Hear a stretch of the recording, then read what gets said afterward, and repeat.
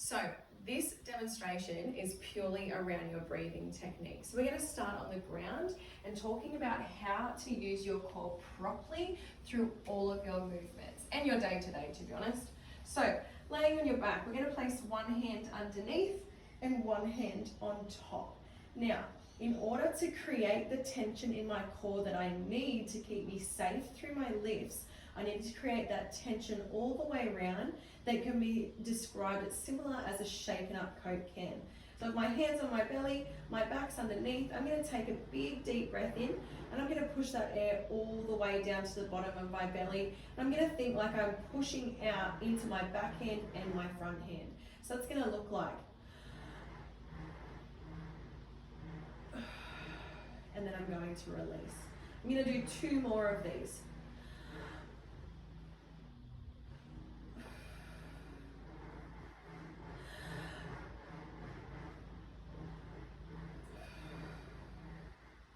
Now,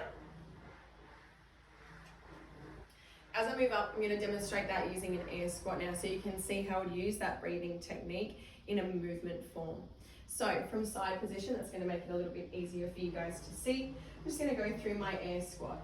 So let's pretend I have my hand on my back, my hand back on my belly, but as I go down now, I'm going to keep that tension all the way and I'm only going to breathe back out when I reach back into the same position that I'm in now.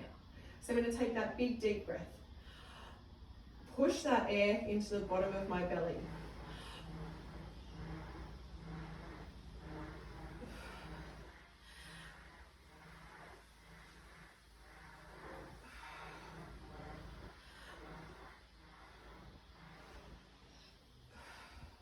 Now, the reason it's so important for you guys to be setting your core throughout your movements is that setting your core and using your core effectively is going to help you in lowering your chances of injuring your lower back or pulling yourself into a point of technique that could place you under injury.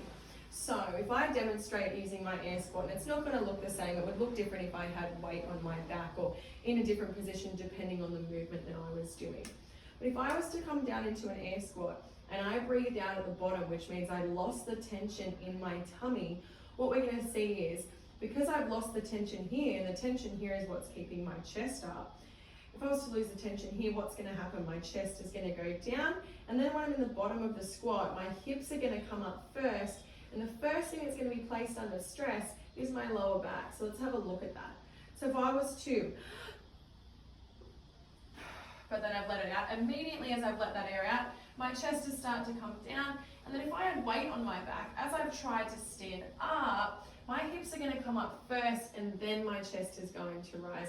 We're not using our body effectively then because we're not using our core properly to keep us up nice and tall and hold that tension through our tummy to keep us up in our proper position of the squat. So that is your breathing technique.